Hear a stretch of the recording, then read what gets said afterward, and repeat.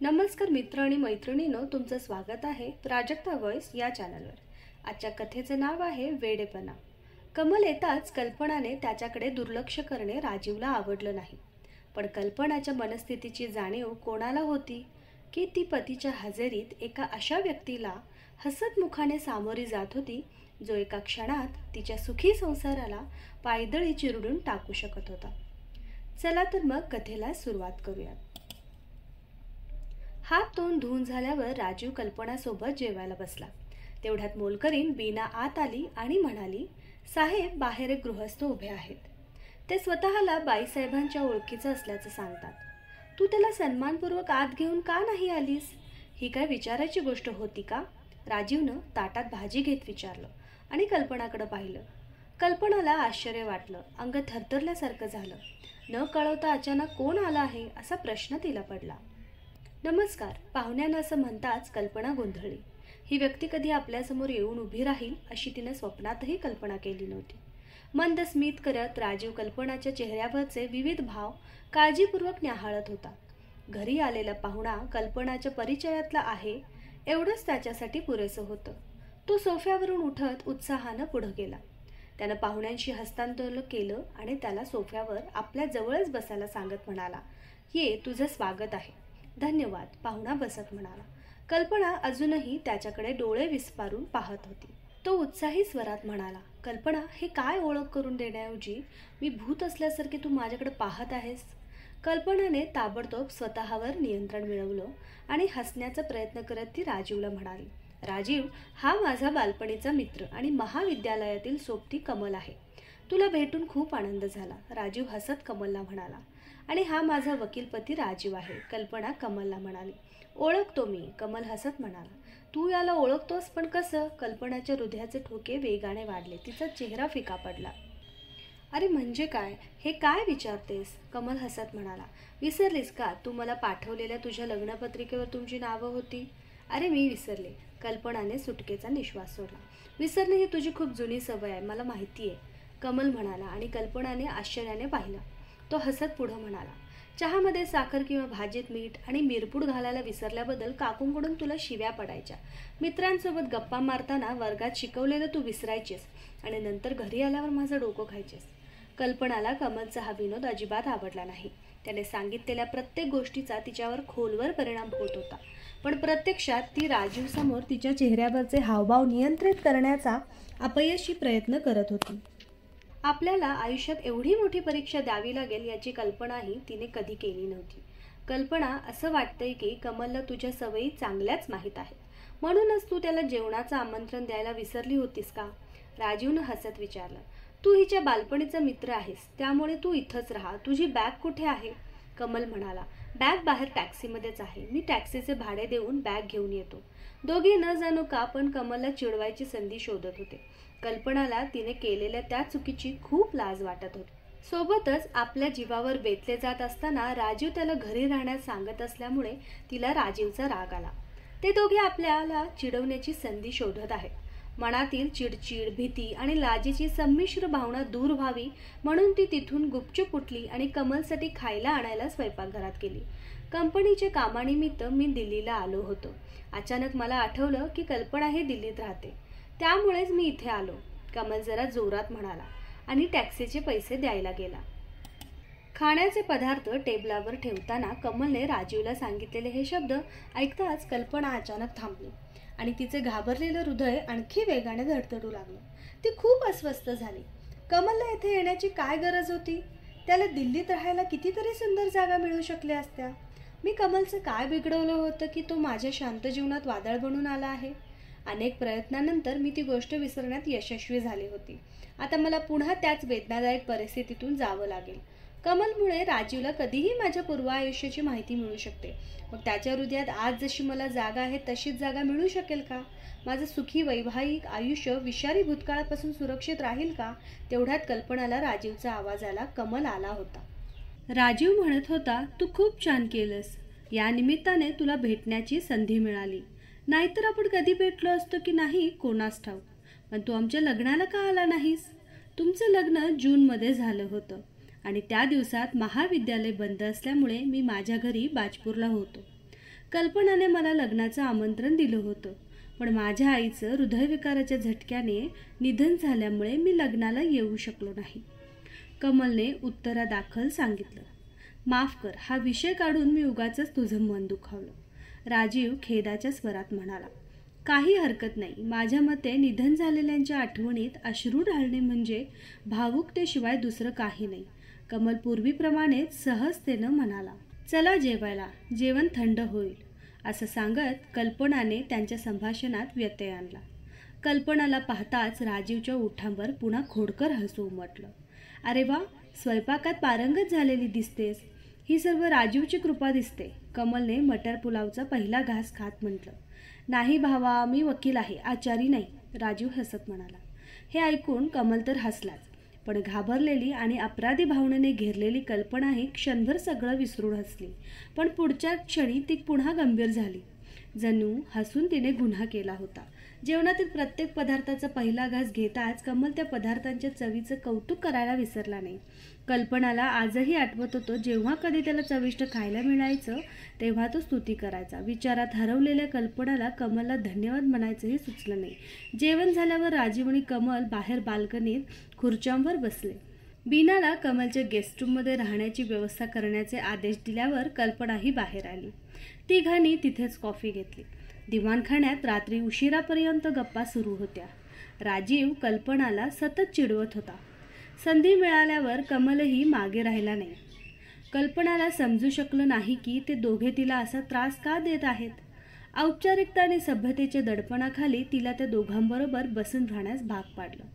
कमलला त्याच्या खोलीत सोडल्यानंतर राजीवसोबत पायऱ्या उतरताना कल्पनाला तिच्या मनावरचं ओझं काही काळ हलके झाल्यासारखे वाटले. पण थोड्या वेळाने त्याचे विचार तिला पुन्हा सतावू लागले. ती ज्या खोलीत झोपली होती त्याच्या वरच्या खोलीत एक पुरुष आहे. तो तिचे सुखी, शांत, हसतमुख वैवाहिक आयुष्य कधीही उद्ध्वस्त करू शकतो. या भावनेखाली दबलेली कल्पना राजीवजवळ झोपण्याचा अयशस्वी प्रयत्नात पडून राहिली. वास्तविक राजीवसोबत लग्न करण्यापूर्वी कल्पनाचा कमलसोबत लग्न करण्याचा विचार होता. दोघेही शेजारी असल्यामुळे सतत भेटत असले. त्यांच्यात कधी प्रेमाच्या गोष्टी झाल्या नव्हत्या. कमलने कधी तिचा हातही धरला नव्हता, पण तिची मस्करी करणे, वेणी ओढणे असं सुरू असायचं. तरीही त्यांच्यात मैत्री होती, प्रेम नाही. तो तिच्या व्हॉट्सअपवर आलेल्या आय लव्ह यू मेसेजला तू ग्रेट आहेस, सुंदर आहेस, माझी चांगली मैत्रीण आहेस अशी उडवाउडवीची उत्तरं देत असते. कल्पनाच्या मैत्रिणी तिला अनेकदा सांगायच्या की त्याला धरून ठेव, नाहीतर तो उडून जाईल किंवा कुणीतरी त्याला उडवून नेईल. कल्पनालाही त्याच्यासारख्या देखण्या मुलाला कोण सोडेल असा प्रश्न पडला होता. त्यामुळेच तिने एक दिवस एक धाडसी गोष्ट करण्याचा बेत आखला. कमलचे घर जवळच होते. त्याचे पालक घरी कधी असतात आणि कधी नाही हे तिला माहीत होतं. एके दिवशी ते बाहेर गेले होते. तो घरी एकटाच होता. त्यावेळी कल्पनाने मागचा दरवाजा गुपचूप उघडून ठेवला. रात्री सगळे झोपलेले असताना ती उठली. तिने खूप सेक्सी अंडरवेअर घातले होते आणि स्वतःला शालने झाकले होते. रात्री 12 वाजता ती तिच्या घरातून निघाली आणि गुपचूप त्याच्या घराच्या मागच्या दाराने त्याच्या घरात शिरली. कमलच्या पलंगाकडे जाऊन तिने अंगावरची शाल काढली. कमल काळ्या पायजम्यात बनियन न घालता झोपला होता. तिने त्याला स्वतःच्या मिठीत ओढलं. कमलला काय चाललं आहे ते समजण्याआधीच तिने त्याच्या मोबाईलमधून 4-5 फोटो काढले. त्यानंतर एक व्हिडिओही सुरू केला. तिला कमलवरचे आपले प्रेम व्यक्त करायचे होते. त्याला आपलं सर्वस्व द्यायचं होतं. कमलनं स्वतःला सावरत लॅम्प लावला आणि कल्पनाला त्या अवस्थेत पाहून ओरडला. शुद्धीवर ये कल्पना, हे काय करतेस? शुद्धीत तर तू नाहीस लाडक्या. मी इतके दिवस याच संधीच्या शोधात होते. तू तर मला थोडेही महत्त्व देत नाहीस. त्यामुळे माझ्यापुढे हा एकच मार्ग उरलाय कमल, कल्पना बेधुंद होत म्हणाली. तिच्या कानाखाली मारून तिला धक्का देत कमल म्हणाला. हा तुझा वेडेपणा आहे कल्पना. आपण चांगले मित्र असू शकतो पण प्रेमी नाही. आपलं लग्न होऊ शकत नाही कारण तुझे आई वडील माझ्यासारख्या कमी जातीच्या मुलाशी तुला लग्न करून देणार नाहीत. मी आपल्या मैत्रीवर तुझ्या या वेडेपणाची सावलीसुद्धा पडू देणार नाही. तू माझा जीवलग मैत्रीण आहेस आणि कायम राहशील. पण आता घरी जा. मला समजून घेण्याचा प्रयत्न कर कल्पना. आपण बालपणीचे मित्र आहोत. आयुष्यभर तसेच राहोत. तितक्यात राजीव न जाणं कोणता विचार करून हसला. कल्पनामध्ये अचानक झालेला बदल त्याच्यापासून लपला नव्हता. कमल आल्यापासून कल्पना काहीशी दबलेली, चिडलेली, घाबरलेली दिसत होती. असं त्याला वाटत होतं. जणू काही तिला कमलचं येणं आवडलं नव्हतं किंवा काही विशेष धोका होण्याची शक्यता होती. त्याने आश्चर्य वाटल्यासारखं दाखवत कल्पनाला विचारलं. अगं तू अजून झोपली नाहीस? मला झोप का येत नाही ते कळत नाही. कल्पना त्याच्याकडे वळून म्हणाली, लाईट बंद कर. राजीवने हात पुढे केला आणि लाईट बंद करून नाईट बल्ब लावला. काही वेळ शांत राहिल्यावर तो पुन्हा म्हणाला, कल्पना, कमल आल्यापासून तू जरा उदास, शांत आणि घाबरलेली दिसतेस. तुझा खेळकरपणा कुठेतरी नाहीसा झालाय. तुला त्याचे येणे आवडले नाही का? नाही, तुला हे कोणी सांगितलं? स्वतःला सावरण्याचा प्रयत्न करत असतानाही कल्पनाला धक्का बसला. कमलला पाहताच तुझ्या चेहऱ्यावरचा उडालेला रंग, डोळ्यातलं आश्चर्य आणि पापण्या न लावता एकटक पाहणं, ही सर्व लक्षणे याचेच द्योतक नाहीत का? राजीवनं विचारलं. कोणताही जुना ओळखीचा किंवा एखादा मित्र अचानक समोर आल्यावर असंच वाटणार ना. बरं जाऊ दे, मी काही बोलू का? राजीव सहज म्हणाला. खरं तर कल्पनाला असा मुद्दा मांडताना पाहून त्याच्यातील खोडसाळपणा पुन्हा जागा झाला होता. सांग, कल्पना म्हणाली. कमल माझ्यापेक्षा खूप जास्त सुंदर आहे. शिवाय तुझं बालपण आणि महाविद्यालयीन जीवनही त्याच्यासोबत गेलेलं आहे. कल्पनाला त्याच्या बोलण्यामागचा अर्थ समजला नाही, त्यामुळे ती गप्प राहिली. माझ्यापेक्षा तुला आणि कमलचा जोडच जास्त शोभला असता. कल्पना स्तब्ध झाली. आश्चर्य आणि भीतीमुळे हृदयाची धडधड वाढलेली कल्पना डोळे विस्फारून राजूकडे बघत राहिली. नाईट बल्ब राजीवच्या मागे असल्याने अंधारात लपलेल्या त्याच्या चेहऱ्यावरचे भाव वाचू न शकल्यामुळे तिला योग्य अंदाज लावता येत नव्हता.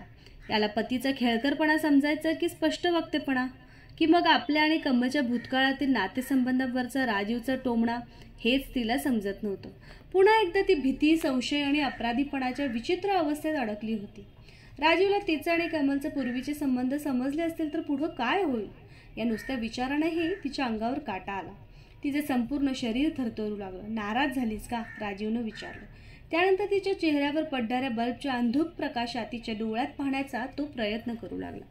नाही, कल्पना स्वतःची नजर चोरत बळजबरीने हसत म्हणाली.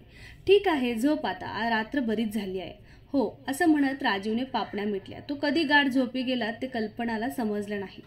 थकलेल्या कल्पनालाही झोपावेसे वाटत होते, पण झोप तिच्या डोळ्यांपासून कोसो दूर होती. झोपेऐवजी भूतकाळातील आठवणी बंद पापण्यामधून डोकावत होत्या. कल्पना ही मध्यमवर्गीय कुटुंबातील एकुलती एक मुलगी होती. वडील कृष्ण गोपाल यांचे खेळण्याचे दुकान होते. त्यांचे शेजारी घनश्यामलाल हे कमलचे सख्खे मामा होते. घनश्यामलाल यांच्या शहरात दुधाच्या अनेक डेअरी होत्या. त्यांच्याकडे खूप चांगले काम होते. ते खूप शिकलेले होते. कल्पना कमलला लहानपणापासून ओळखत होती. दरवर्षी उन्हाळ्याची सुट्टी नैनितालला घालवण्याच्या निमित्ताने कमलचे कुटुंब घनश्यामलालकडे येऊन राहायचे.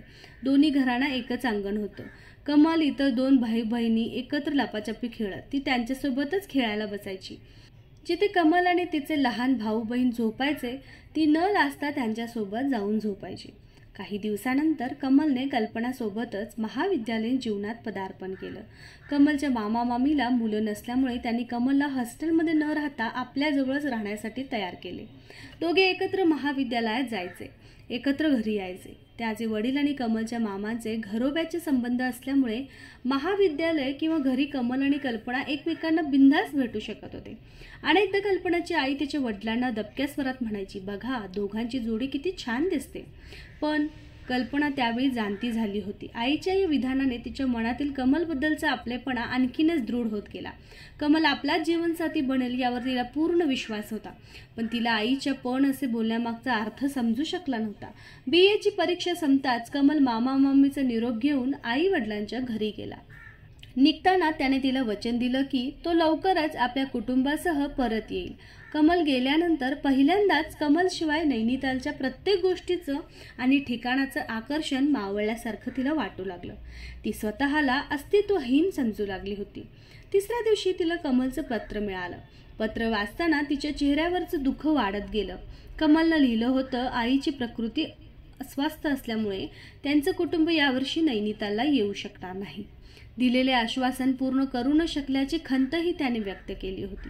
ती रडतच घरी आली. दुसऱ्याच दिवशी कमलच्या आजीचं निधन झाल्यामुळं कमल आणि आई वडील बाजपूरला गेल्याचं समजलं. कमल पुन्हा परतला नाही. त्याचे मेसेज पूर्वीसारखेच येत राहिले. कल्पनाला माहिती होतं तिचं साहस कमलच्या मोबाईलमध्ये कैद आहे. ती शांत होती.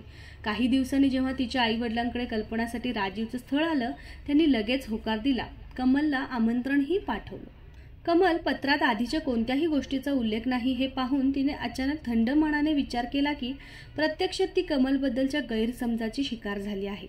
कमल त्याच्या जागी बरोबर असण्याची शक्यता आहे. त्याने तिला मैत्रिणीपेक्षा जास्त महत्त्व दिलं नाही. तिच्या मनात जागृत झालेल्या विचारांनी त्यावेळी कमलबद्दलचा सर्व द्वेष तिने मनातून काढून टाकला. आता कमलविरुद्ध तिची कोणतीही तक्रार नव्हती. औपचारिकता म्हणून तिने कमलला माफी मागणारं पत्रही लिहिलं. राजूच्या सानिध्यात 1 वर्ष कसं निघून गेलं ते तिला कळलं देखील नाही. पण आज अचानक खूप दिवसांनी कमल तिच्या समोर आला आणि तिच्या मनाच्या शांत तळ्यात पुन्हा एकदा खळबळ उडाली. तिच्या विचारांच्या लहरींनी वादळी रूप धारण केलं होतं. तिच्या मनात भीती आणि अपराधीपणाने घर केले होते. जर राजीवला समजलं की तिच्या महाविद्यालयीन दिवसात तिने कमलसोबत एकमेकांचे जीवनसाथी होण्याचे स्वप्न पाहिलं होतं, त्याने मात्र तिचं प्रेम नाकारलं होतं. त्यामुळे तिला त्याच्या नजरेतून उतरल्यासारखे झाले होते. कदाचित तो व्हिडिओ त्याच्याकडे असेल आणि त्याच्या मोबदल्यात तो पैशांची मागणी करेल. अशा परिस्थितीत तिचे सुखी आणि शांत वैवाहिक जीवन उद्ध्वस्त होईल आणि ती ते सहन करू शकेल का? नाही, असे कधीच घडणार नाही. थरथरत्या ओठांनी ती स्वतःशीच पुटपुटली. अगं, तू अजून झोपली नाहीस? अचानक राजीवला जाग आली. मला सांग, कमलचे येणे मला आवडले नाही हे तुला कसं समजलं? जाऊ दे, तुला वाईट वाटेल. नाही वाईट वाटणार, तू सांग. कमल माझ्यासाठी अनोळखी नाही. आम्ही दोघे जुने मित्र आहोत. मग तुला सगळं माहीत आहे का? हो कल्पना, मला सगळं माहीत आहे. खरं सांगायचं तर आपलं लग्न कमलच्या मध्यस्थीमुळेच झालं आहे. राजूने आणखी एक खुलासा केला. काय? कल्पनाचे तोंड आश्चर्याने उघडेच राहिले. हो, ही त्या दिवसांची गोष्ट आहे जेव्हा तुझं स्थळ मला आलं होतं. कमल बाजपूरला होता. आईच्या आजारपणामुळे तो नैनितालला जाऊ शकला नाही. काही दिवसांपूर्वी मी त्याला एक पत्र पाठवलं होतं. त्यात लिहिलं होतं, नैनितालमध्ये शिकतोस, त्या मुलीबद्दल माहिती देशील का? उत्तरादाखल त्याने लिहिले की ही मुली माझ्यासोबतच शिकते. मी तिला खूप चांगलं ओळखतो. तुला फक्त स्तुती ऐकून न पाहताही मला तू आवडली होतीस. त्याने माझ्यापासून काहीही लपवलं नाही. तुमच्या बालपणीच्या गोष्टी, तारुण्यातला सहवास, त्याच्याबद्दलचा गैरसमज त्याने मला सर्व सविस्तर सांगितलं आहे. असं म्हणत राजीव कल्पनाला न्याहाळू लागला. पण तू आजपर्यंत हे सगळं माझ्यापासून का लपवून ठेवलंस? कल्पनाने विचारलं. तुला लाजल्यासारखं वाटू नये म्हणून. आणि आज संध्याकाळी जे नाटक केलंस त्याची काय गरज होती? अगं, राजीव हसला आणि खूप वेळ हसत राहिला. मग म्हणाला, कमल आज दुपारी अचानक माझ्या कार्यालयात आला. मग मला वाटलं थोडी गंमत करावी. त्यामुळे गळ घातली की अचानक त्याने तुझ्यासमोर यावं आणि आम्ही दोघे पहिल्यांदाच भेटतोय असं भासवावं. तुला असं वाटलं नाही की तुझी ही मस्करी एखाद्याचा जीव धोक्यात घालेल? चेहऱ्यावर कृत्रिम राग आणत कल्पना म्हणाली. प्रिये, मस्करी ती कुठे रोज केली जाते? राजीव हसत म्हणाला आणि मग त्याने कल्पनाला ओढून घेत मिठीत मारली. कल्पनाच्या डोळ्यातून आनंदाश्रूच्या रूपात भीती आणि अपराधीपणाची भावना वाहू लागली आणि राजीवचं शर्ट भिजवू लागले. दुसऱ्या दिवशी सकाळी राजीव आपल्या अशिलासोबत बसला होता. तेव्हा कमलने कल्पनाला एक पाकिट दिलं आणि म्हणाला, ही तुझी वस्तू मी तुला परत करतोय. ती नष्ट कर. तुझ्या मनात कधीही शंका येऊ नये म्हणून मी ही सांभाळून ठेवली होती. आपण मित्र आहोत आणि कायम राहू. ही घे, माझ्या लग्नाची पत्रिका. मी आमंत्रण द्यायलाच आलो होतो. तुम्ही दोघे मुंबईत माझ्या लग्नाला या. या व्हिडिओला सोडून राजूला आपल्याबद्दल सर्व काही माहिती आहे. राजूने लग्नाला यायला आधीच होकार दिला आहे, पण माझा तुझ्यावर जास्त हक्क आहे म्हणून ही पत्रिका आणि मिठाई घे. असे म्हणत त्याने कल्पनाच्या कपाळाचे चुंबन घेतलं. कल्पनाला हा क्षण अप्रतिम वाटला. त्या दिवसापासून तिच्या मनावरचं त्या वेडेपणाचं ओझं दूर झालं.